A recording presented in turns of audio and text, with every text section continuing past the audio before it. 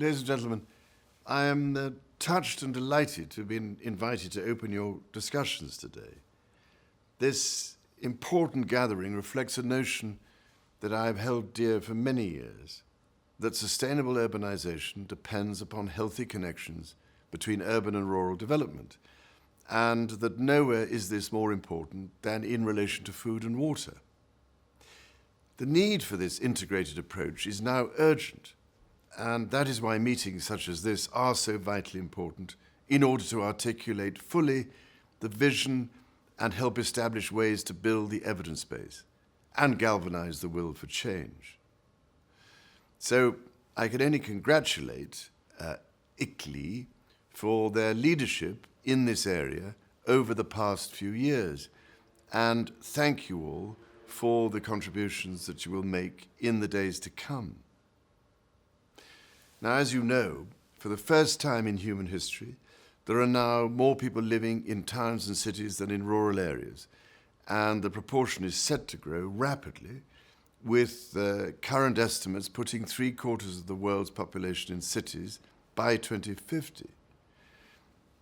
This sea change in the balance of human civilization is accompanied by a range of challenging trends, such as youth unemployment, social dislocation, and a whole raft of interrelated environmental problems. With more people needing housing, the demand for resources, food, fresh water, and energy is increasing exponentially, and these pressures are compounded by the impacts of climate change, despite the fervent hope of climate change skeptics and the Society of Headless Chickens. So if we are to navigate this complex set of interrelated challenges with any hope of success, we need similarly interrelated system-based solutions. Nowhere is the need for such an integrated approach more apparent than in the way we currently make a distinction between the rural and the urban. No city exists in isolation, certainly not when it comes to the food and water it needs, and this fact goes to the core of the notion of resilience. One tendency that worries me immensely is the degree to which cities have become increasingly reliant upon the global and commoditized food economy and have weakened connections with their rural surroundings. It is quite clear why this is happening.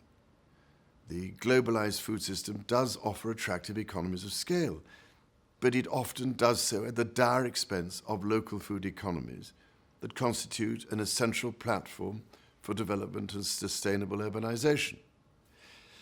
The impact of this was apparent in 2008, when a spike in commodity prices led to around 100 million more people becoming malnourished and contributed to political unrest and food riots in some 60 cities around the world.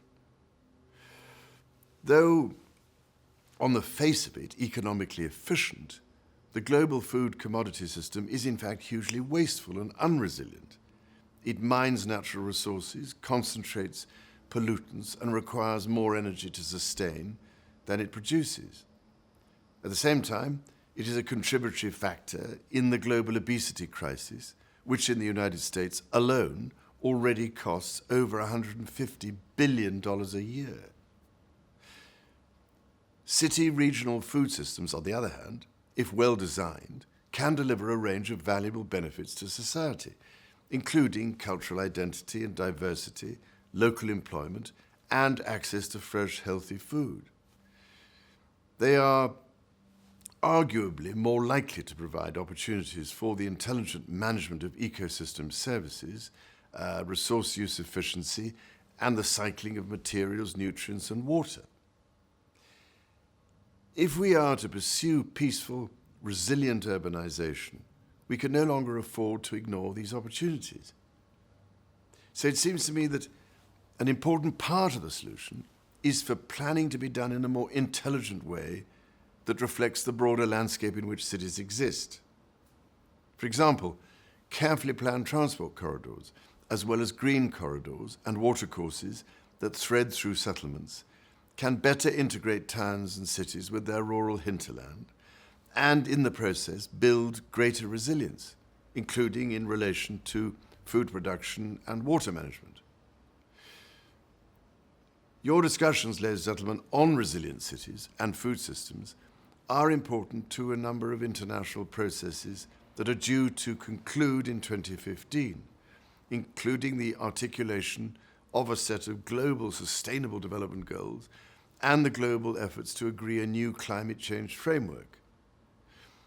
Immediately following these processes, in 2016, the Habitat 3 meetings will be a once-in-a-generation opportunity to set a course for a more sustainable and humane approach to human settlements, one which puts nature and humanity at the center of the design process, thereby recreating cultural identity and meaning rather than imposing an homogenized global monoculturalism on the vast majority of mankind.